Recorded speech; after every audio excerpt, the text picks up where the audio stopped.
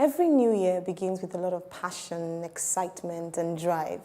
We start the year with those big goals and dreams that we plan to achieve, obviously, before the end of the year. But by the third, fourth, fifth, sixth month, things begin to fizzle out.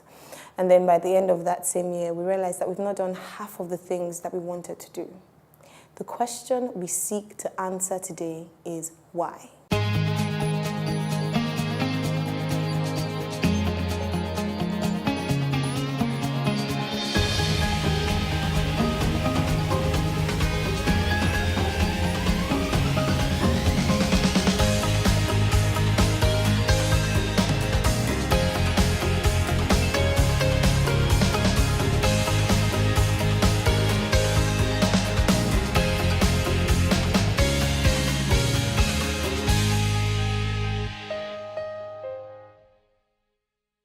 Someone once said, my New Year resolution is making no New Year resolutions because they never seem to come to pass. And this seems to be the case for many people who year in, year out, always have this long list, but at the end of the year just transfer the list of the last year to the next year. If you're one of those people, do not be afraid. I have the perfect solution with my very special guest today, Pastor Damilola Oluwatoyinbo, who is the author of the book Good to Go, the New Year Guide, 21 questions you should answer to make this year your best year ever. And so it is such a privilege and my delight to welcome you to Chapters today. It's such a pleasure to be here, Tony. Thanks for having me. Thank you. To talk about your amazing book, which you just wrote this year. Yeah, pretty much. Yeah, pretty much. Well, it became a book this year. It became a book this year. So before we go into the message of, because I particularly love the book, and many times I can relate with how I've had so many things I wanted to do many years ago, and it just kept seeming like the next year, then the next year, and it really leads to frustration. But what even inspired you to write this book? Well, the interesting thing is, I didn't plan to write this book. No. Everybody always says they didn't plan. For real, I didn't. What happened was I was creating a tool for myself because I love the power of anticipation, and that's knowing what's coming ahead and getting ready for it. So 2 years ago, I began to make a list of questions that I believe were important for evaluation, because what does not get inspected cannot be improved upon. So I came out with a couple of questions, 10, 12, eventually 14 questions. And as I went through them, I said, okay, this is very fantastic. Let me share it with a few friends.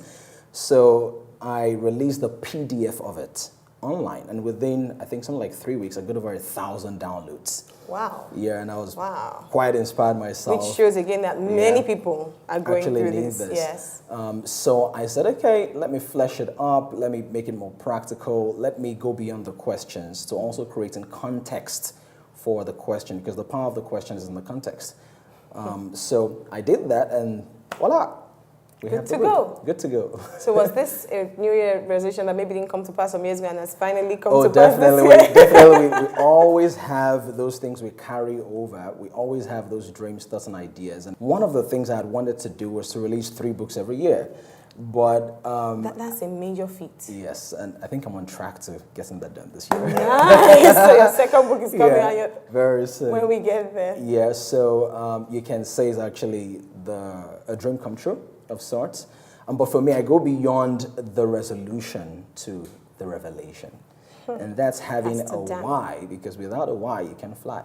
And the why is the key. But let's even start the book from, I read the book, and like I said, from page 1, it's there ticking and, making many marks. I feel so honored. No, it's a fabulous book. And because, like I said, it's a book that everyone at some point in time, even if you've moved past it, you've realized. And from here, you wrote why you wrote the book. And you said year in, year out, you see people going through dizzying cycles of frustrations. Absolutely. Many convinced that the world is against them. Some even going as far as accusing God for all their woes and unpleasant experiences. Yes. Others but why do you even think? Is that sort of like a DNA man that just doesn't get things done? Or why do we seem to always just not be able to do the things we want to do? Absolutely. That's a fantastic question, because if we don't ask that, then the book is not relevant, exactly. Right? So there are 2 factors in operation all the time. One of them is the force of regeneration. The other is the force of degeneration. And regeneration is reinvention, degeneration. revitalization, rejuvenation, just coming alive again. All the re's. All the re's, you know. Degeneration is decay, downfall, discard. I was about to things say all the decay. D's. All the D's. So I guess you could say that. So this is the issue. Anything that is left to itself will become a victim of degeneration. Anything. So if you have the hottest plate of food, you keep it here, nobody needs to curse it, the devil does not need to attack it, it's going to grow cold. Leave it longer, it's going to go bad. So the same thing happens to humans. If a human being has no infusion of strength, love, wisdom, encouragement, tutelage, mentorship, coaching, inspiration, spiritual guidance, and leadership, he's going to go bad. Now the issue is our lives get so busy. And then we lose sight of the source. Now, the source, of course, our source is God. And then God gives you ideas that are supposed to regenerate you, make it come alive. You know, when you have an idea, a bright spark, you feel so excited about it. The energy ramps up even before you have the capital for it. Certainly. The reason people don't fulfill their dreams is because, you know, they become victims of degeneration. And there's no clear-cut why distilled in writing that compels them to move beyond where they are. I think from what you say, actually, one of the things is when we have those dreams, we just think because at the time when you have it, there's so much energy. Yeah. We think that by itself, yes, it's just that's going right. to happen. Yes. But like you said, life is so busy, and then today something happens tomorrow. Yes. You have your car breaks down the next day. You lose your job the next time. You know, Absolutely. and you begin to lose focus, not realizing that you need to keep pushing. That's right. On that. You have to keep refueling and refueling. But I like how you started. Now, you started the first chapter almost by saying, start with gratitude. Yes, absolutely. Sometimes it's hard to finish a year, like you finished 2015, maybe no job, no house, no husband or wife, in fact, no boo. No boo, no babe. Not, you know, no boo babe. No boo babe. And you're in that angry with God state. Yes, yes. Gratitude doesn't come easy. How do you get yourself to the point of gratitude? The powerful thing about gratitude is that it's actually logically, practically impossible for you to be angry and grateful at the same time. Just try it. It's impossible for you to be angry and grateful at the same time. One of them has to leave for the other to exist. And so the moment I center my attention, my emotions, my consciousness on what God has done, and the fact that I'm breathing without the respiratory support machine, the fact that I can see, distinguish between the pink and the blue, or the black and the white, and the red and the pink, all of those gifts that money cannot buy already place me in a place or in a sphere of strength. And I'm no longer like, oh, I have nothing to live for and nothing to do. So a lot of people remain angry because that's their focus. And whatever you focus on, you give life to. Whatever you focus on becomes magnified in your experience. So if I focus on what God has done and the positive things in my life, then that grows in my world and becomes my real experience. And the thing is, there's always something. I think that's something I have learned to believe. No matter how bad things get, there is just like you said, congrats, you're alive. Yes. The fact that you woke up. Yes. You're breathing. You're breathing. You're walking. God told me once, I had a headache and I was feeling quite bad about it. And God said it's only those who have heads that can have a headache. So don't complain about the ache. Thank God for the head. Fantastic, fantastic, fantastic. And going on in the book, you go on and then, you know, you have to then begin to think of if it's a real new year. But then I love the part where you talked about the need to ask questions. You've digested this book. I need to learn from you now. Pastor Dams, you don't want to know. I have digested this book. The power of questions. Because you're asking, I can literally remember when I was typing. I like that because sometimes we don't ask enough questions. Yes. We don't even ask ourselves. So he talks about the introspective questions, the one that you ask others, the retrospective, and the perspective. You know, I like how you like to rhyme. Every day, it's okay. So it makes it memorable. Why is it important that we ask ourselves questions? It's very important because the root word for question is actually quest. A quest is a journey. You're probing, you're trying to get somewhere. When you're on a quest for something, you're in search of treasure. So questions are tools for the quest. Questions are tools for the quest. Yes. The questions are what I use to prod, to pry, to pierce the darkness or the covering surrounding my treasure. So for me to find the treasure in the relationship, I've got to ask questions about the relationship. For me to find treasures in business, I've got to ask questions about the business. For me to find treasures in the things of God, I have to ask God questions in the place of prayer, right?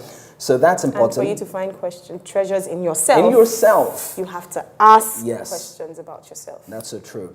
And when I don't ask questions, I either go with the flow, but somebody, a wise man once said, it's only dead fish that go with the flow, or I become, again, a victim of assumptions. I make up answers based on my preset perception and not based on reality. And so I get carried away with what I think is as against what really is. So questions are very empowering. They also give me the permission to view things differently. You know, so instead of saying, why did you do that? I pause and say, what if the reason he did that was to help me? And so it immediately switches the direction of my angst or my anger or my negative emotion, and it makes things better. Okay, we have to go on a short break. Oh, we'll come back now. We'll be right back with Pastor Dami, still talking about the book Good to Go and how to make this year and every single year from now your best year yet. We'll be right back.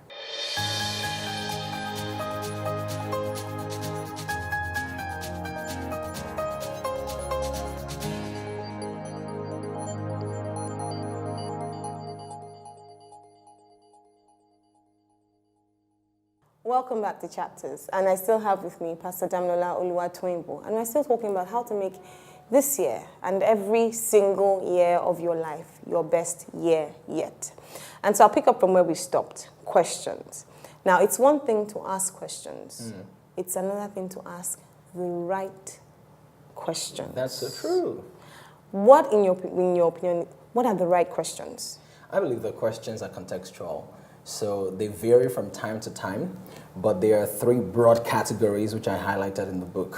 One of them, the first category, are the retrospective questions. So you're taking a flashback because the wisdom we need to go forward oftentimes has its roots in the past. And every good driver knows that I have a big windshield that gives me the picture of the future, but I need my side mirrors to give me perspective to... And the rear view one, to be able to see what's coming. Yeah. That's true. So you need retrospective questions. How did I perform? What did I do well? What didn't I do well? And then, of course, you need introspective questions.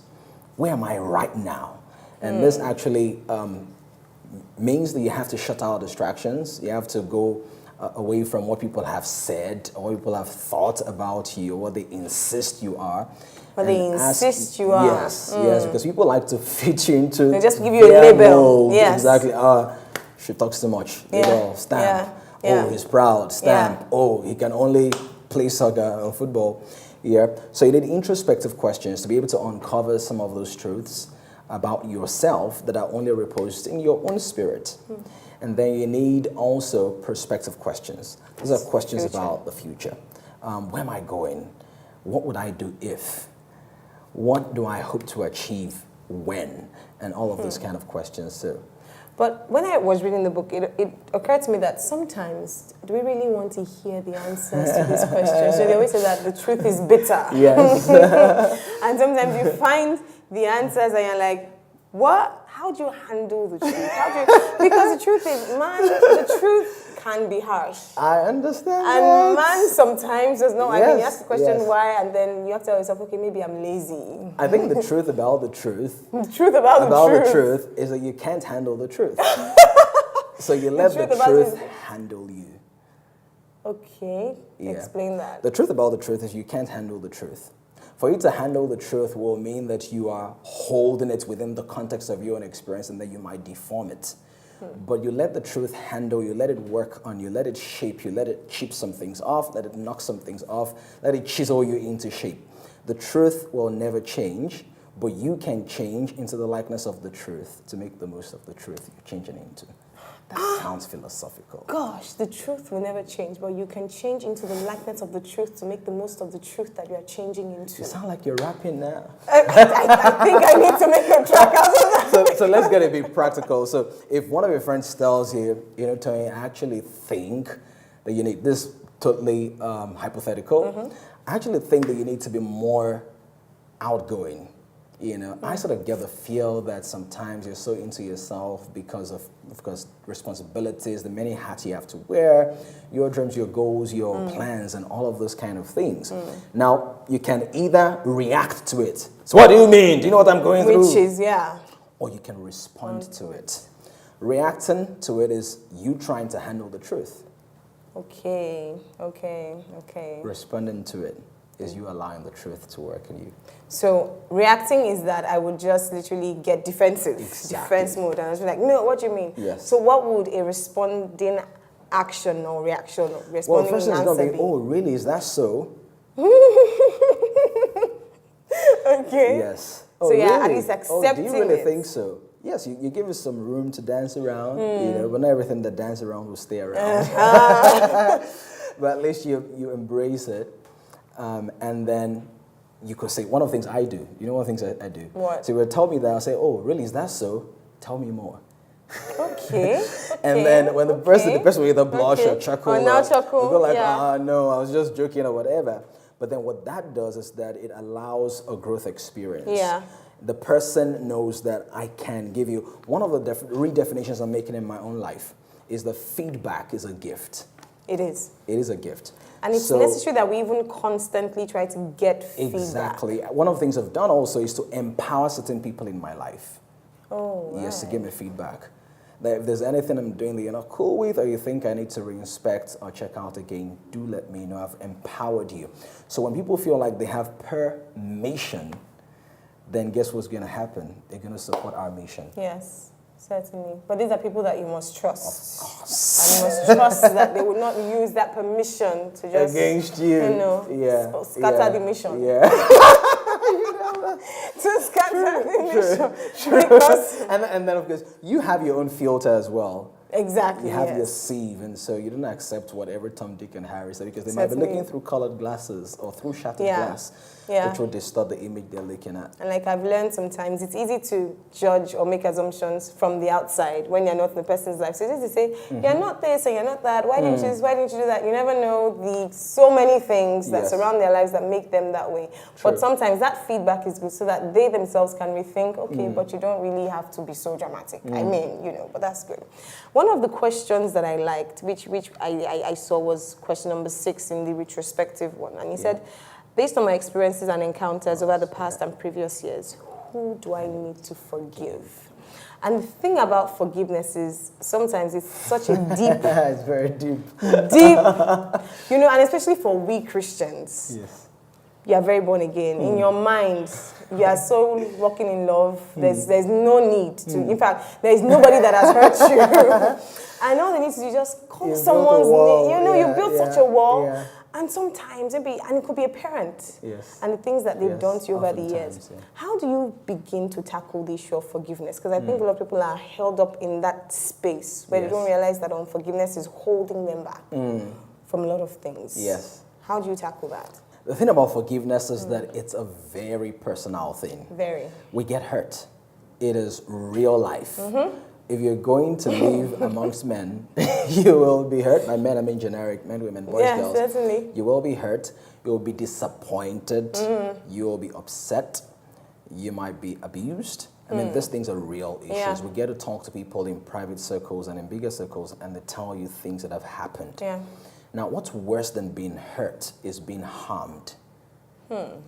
Because when someone has offended me or misused me, maltreated me, mistreated me, abused me, I might be hurt. But when I don't let go, then I'm harmed. I'm harmed. So a wise person put it this way, that when you're keeping a grudge, you're like that person keeping somebody in a jail cell and staying there with them. Nice. So how do we go through it? I think, number one, understand that it's not necessarily going to happen like this. There are few people who are super close to God and... Exactly. In fact, I liked what you wrote in the book. Sometimes it seems the more pious you are, the more people will take you for granted. And it doesn't mean that because you're such a Christian, you just say, I forgive you. You're going to be hurt-free. No. But the way we say it is, it's part of our growth experience. It's part of what stretches us. It's part of what makes us grow into maturity as sons of God. So look at one of the things that Jesus said in his very first public message, it says, blessed are the peacemakers, for they shall be called the sons of God. So the first thing is you got to make peace with God. Well, God has made peace with you if you believe in his son. And then you make peace with yourself. And then Very make peace without, because another thing about for unforgiveness is some people begin to blame themselves. Yeah. It's my fault that I even allowed him into my life and all of the. Make peace with yourself. Now, but the key word there is peacemakers. So sometimes it seems like the peace is not there, but you've got to make it. You go out of your way. That's strong. It is strong. But I think one thing I also like that you said was the fact that someone hurt you. You also hurt other people. True. You said, remember that you also may have hurt others advertently or inadvertently, and with your words, facial expressions, and sometimes you never even know. You might be looking here and you're not seeing the person. Yes. And you think you're seeing them and you're thinking, you didn't that's say hello to me. me. And I'm like, I didn't even Especially see in you. our cultural context, you it's know, quite a like, big deal. I didn't see, and they can't believe it because, but you were looking, we were at the party together. You were But in your sitting mind, right you're thinking about something entirely different. So understanding that this thing is something you can't control. Be merciful unto others. Yes. And you receive mercy Yes. yourself. And there are many other questions that you asked. In fact, this is one of the reasons why we're doing this. You need to get this book, Good to Go. Everyone needs to read and to learn from the simple nuggets. It's nothing, a lot of the time, when we say that the reason why people don't read is because the books by themselves just look like, when will I finish this book? But for yours, it's almost like question and answer. A place for you to write. Yes, and so it's actually a workbook. Yes. It's not just a reading book. It's a book for you to read And write. Right. Yes. Meaning that you're applying. Yes. Meaning that you're actually thinking. So it's not that book of, I'm going to finish a book in a month. You know, we have those goals. Yeah. Power of questions. Yeah. I finished it. This book will take you to school. Yes. And to a very deep school. Yes. But after all the questions, so we've asked all these questions, you look backward, you look present, you look forward. What next? So the next chapter is questions are not enough. Enough. Never. So I can use two examples that I believe almost everybody watching would identify with. When you feel some kind of pain in your body, your neck, your head, your eyes, your heart, some palpitation somewhere, you go to the doctor and the doctor has a list of questions, right? He's carrying out a prognosis, right? Or diagnosis. One of the two. Yes. So what it's trying to do basically is to elicit certain answers, and based on those answers, he's going to determine what the issue is. And then based on the issue, is going to make a prescription or a recommendation. So questions help us, it's like a prognosis or a diagnosis. Questions help us to find out where the core issues are.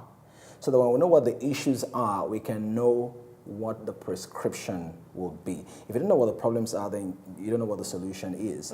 So after asking these questions, you come with a couple of things. So for example, who do I need to forgive? You know, when you ask that kind of, is one of those kind of questions that when you ask, some faces flash through your head. You know, it's not like, where do you wear on the 3rd day of July, 1992? I mean, that's out there. But say, who do you need to forgive? You think about 1, 2, 3, 4, 5 persons.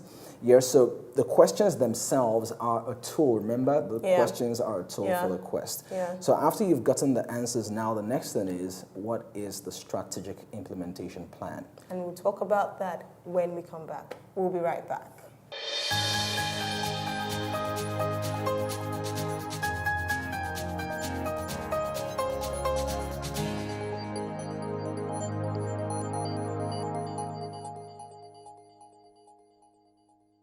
Wow, welcome back. And I am still here having a lovely conversation, talking about the book Good to Go, the New Year Guide, 21 questions you should answer to make this year, every year, 2052, 2020, your best years. And I still have Pastor Dami here with me. Now, we're going to play a game with you that we do with some people on the show. I love games, actually. If you don't get this one, there's a fine, a very serious fine, but if you don't get this one. Okay. But before we get there, is there any chapter in this book that you would say is your favorite chapter? I'm not sure I would say that, but I love the power of questions because that gives definition to the entirety of the book. I had a feeling we were going to choose the power of questions. And on to my game now. You quoted different people in the book. Every chapter actually starts with a quote. Yes. So I'm just going to pick a random chapter and you read out a quote and ask you, who said this. First one. The attraction of New Year is this. The year changes. The year changes, and in that change, we believe that we can change with it. Okay. It is far more difficult, however, to change yourself than turn the calendar to a new page. Who said Lou that? Holtz. I'll give you 3 chances. Nope. Oh. Wrong. Marcus Aurelius. Hey, Shekete.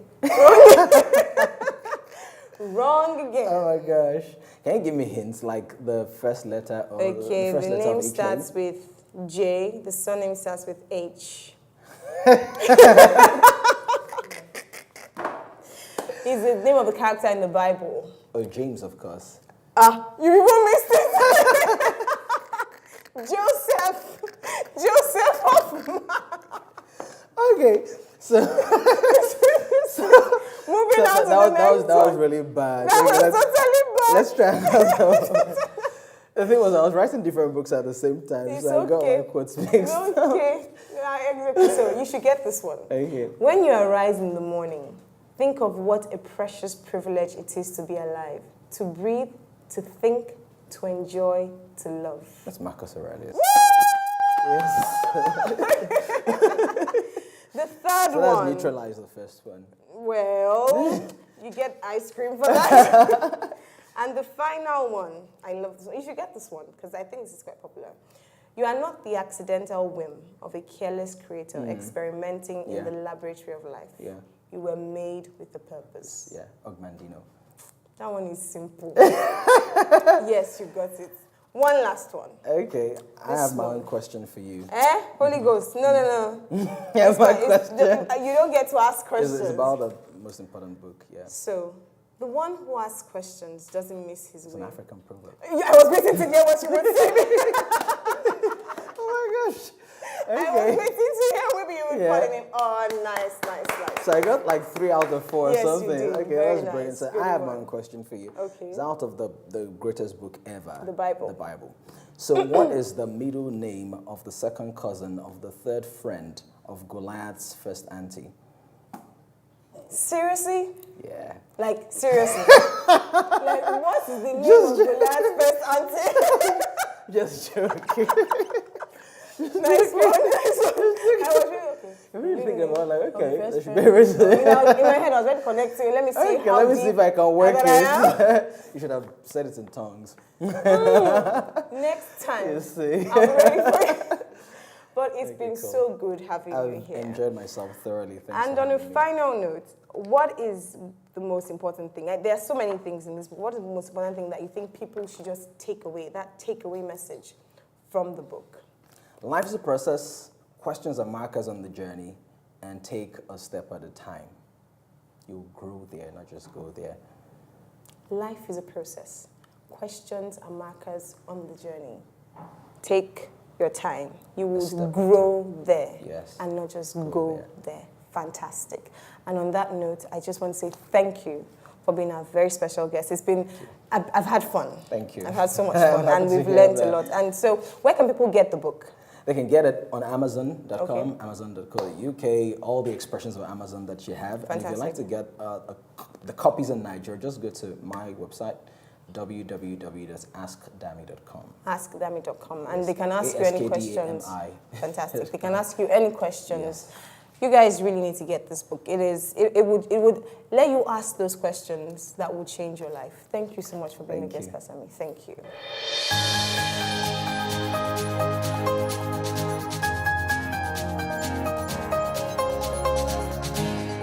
Wow.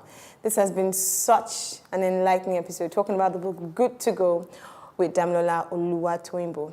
And, you know, we've said that a proper evaluation of where you are now is very necessary for where you want to go. You can be anything that you choose to be, all of those goals, dreams, desires, visions, and all the things that we plan to do. There is nothing stopping you. There is nothing holding you back. Plan, pursue, and overtake. I believe in you. Believe in yourself. God bless you, and goodbye.